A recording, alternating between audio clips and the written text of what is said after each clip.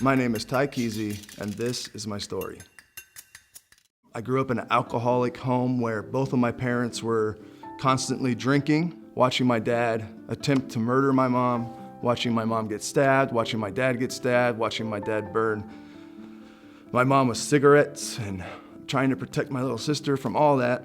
God wasn't a picture. God wasn't in the picture at all. I remember being 5 years old and drinking beer, looking at Playboy magazines. It was a very sexual, alcohol-filled home. So my mom was at the grocery store, and we had my dad come pick us up because she had complained of a headache and she couldn't see.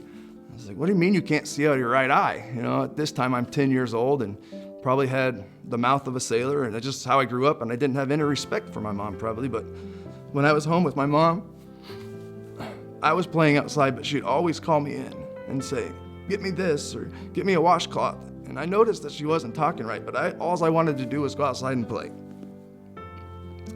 The last thing I ever said to my mom is she called me in from playing outside. And as a 10-year-old, I didn't mean it, but I just told her I wish she would die. And less than 2 days later, she did. And it was at that time that I was introduced to God, or heard God for the first time. They told me about God and how God was this great protector, and he knew how many hairs were on her head. He knew all that stuff. But the only thing I could think of, if he's in control of everything, then why did he take my mom? Why? What did I do? Not 10 years old, I despised God. I hated God for that reason. From that day forward, I really never showed any type of emotion except for anger. Graduated high school, joined the military, absolutely loved the military, doing ruck marches and getting to shoot weapons, and there was just nothing better. I didn't want to ever do anything else with my life. I was about in the Army 3 years, getting ready to re-enlist, and my dad had called me and said that his business was struggling and he needed me to come home if I could. Started turning more to not only alcohol, but to drugs, whatever I could find, whatever, cocaine, meth. You get high and you feel on top of the world and you feel good for a short amount of time, but every time you coming down, you go just a little bit deeper. And that's what you're trying to do. You're trying to take a shovelful at a time and fill this hole inside of you by making you feel good for a short amount of time. And it just never gets full, because every time you fill it up, somebody else is there taking 6 or 7 more scoops of dirt out of your hole again. I had met Jordan's mother at a bar one night, and we had started a relationship, and it was just unhealthy. His mom and I had split up well before he was born, and she was actually living with another guy when she went into labor. She called me and I went to the hospital. I think I'd been up for like 4 days on meth, probably at the time. But I was just overjoyed, and at that point, that was a turning life. That was where I was gonna do something with my life. I, myself, was gonna change my life. I was gonna stop drinking, I was gonna stop doing drugs, I was gonna live for my son. And about, 3 weeks later, she told me that Jordan wasn't mine. The world had just completely collapsed on me. I had nothing. What was I living for, you know? I was sitting in the house by myself, and I took a whole 60 muscle relaxers, and the next thing I remember, by the grace of God again, I was waking up on the 6th floor in Ames Mental Hospital. They don't know who called this 911, and that I had actually died a couple times on the way to the hospital. There I was with absolutely nothing. I'd lost my job. Who wants to hire somebody that wants to kill themselves with a drinking problem and a drug problem? So I ended up on the streets in Ames for about 2 weeks, just wandering the streets and sleeping wherever I could. Ran into a couple Army recruiters and started talking to them and, reliving the good old memories and how great the Army made me feel. And when there was nothing stopping me from going back to the military, so I went and re-enlisted. It wasn't long after that 9/11 happened. We went to Iraq in 2003.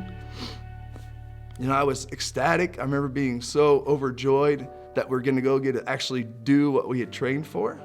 The time I got most scared was in 2005. We were rolling down a convoy couple Bradleys, and I was in the back Bradley as a gunner. And the Bradley in front of me had hit an IED. And before that, it hit IEDs, it didn't really do anything. Our vehicles were too strong and they were too powerful. But this time, I watched that Bradley flip upside down and catch on fire.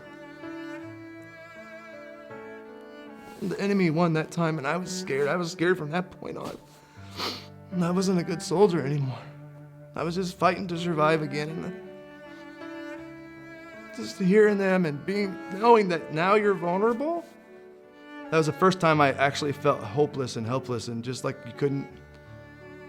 you're just gonna walk into the door of death and it's gonna hit you right in the face any second. Jordan is 5 years old. And as soon as I get out, I search for him and I try to find him. I've been trying to find him for the last 3 years, couldn't find him. Through a whole custody dispute and all that, by the grace of God, he was mine.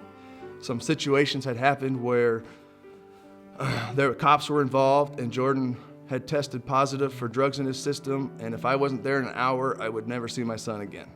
Picked him up, and with much warning and much white gloves inspections of myself, I took Jordan home. The drinking slowed down. The drugs absolutely stopped. And I thought I was being a good dad. I thought being a single father would be a great thing, and that would definitely fix the hole that I had inside of me.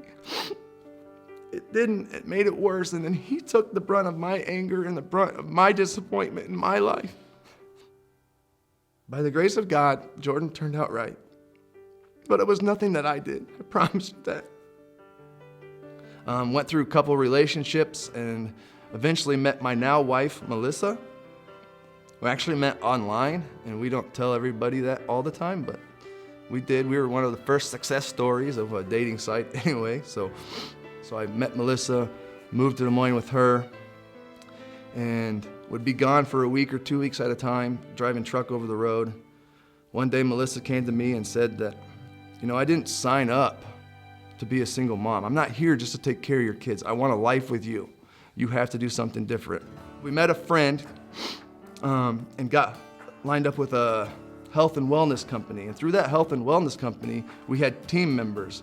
We had a gal that went to Saylorville Church. Because I wanted to sell more products, I decided that I should go attend her baptism at Saylorville Church. A couple weeks later, we started doing Bible studies with Pastor Chuck and Dustin Rankin. The following week, my wife ended up going to a woman's retreat, and that was the last time I met the wife that I knew. Because she came back on fire for Jesus.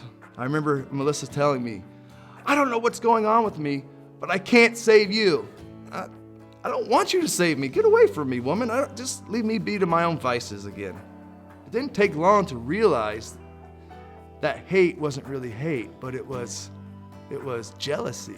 I wanted whatever she had. I just didn't want her to know that. Melissa invited some of her new friends over, some of her Bible preaching friends from the retreat.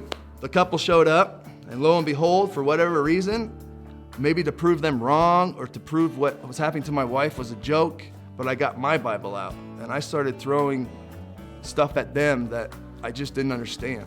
The picture of who Christ was changed in my mind.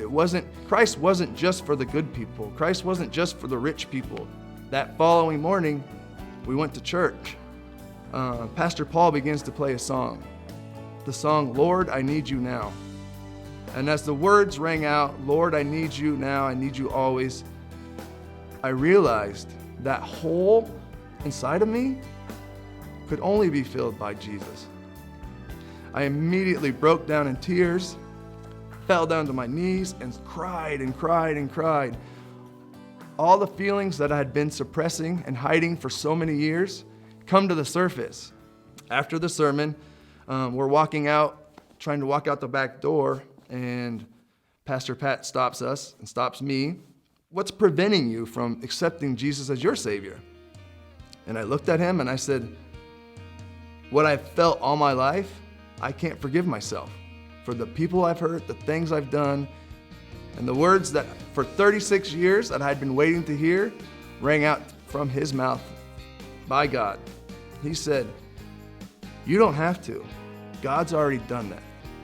At that moment, I realized that Jesus had died on the cross for me, for my sins. He took my sins and all the nastiness and the filthiness in my prior life and took it and bore it on the cross, buried it, and 3 days later was risen again. That was what I needed to hear. I said, God, you know, I'm broken and I can't do this by myself. I can't. God, I know you love me and I just want you to be here. I want to be a part of this, and I'll do whatever it takes. And all I had to do is reach for him or ask for him to come. And he did. He came in that day. I took the weight of the world off my shoulders. So after salvation, I asked God to give me patience. And instead, he gave me 3 foster kids that I could show my patience with, I guess. And he answered my prayers in the form of Anthony, Aaliyah, and Ariana. So now we have 6 now with the addition of Jonah, but the 3 kids that we adopted, they were growing up in the same environment that I grew up in. And I didn't know those kids from, well, Adam, I guess, but my heart hurt for them. And I wanted to do anything I could to give them an opportunity to know that they're loved. Everybody always, how do you do what you do with those kids? You got 6 kids and you're an old man. Well, they don't always say that, but I feel that. But how do you do it? And it's not me. It's every day is the grace of God. I need those kids more than those kids need me. My days as a Christian is that no matter what I get thrown at, there's somebody stronger than me, there's somebody bigger than me, there's somebody more mighty than me that can do anything. And I draw my strength from knowing that Christ died and rose again for me.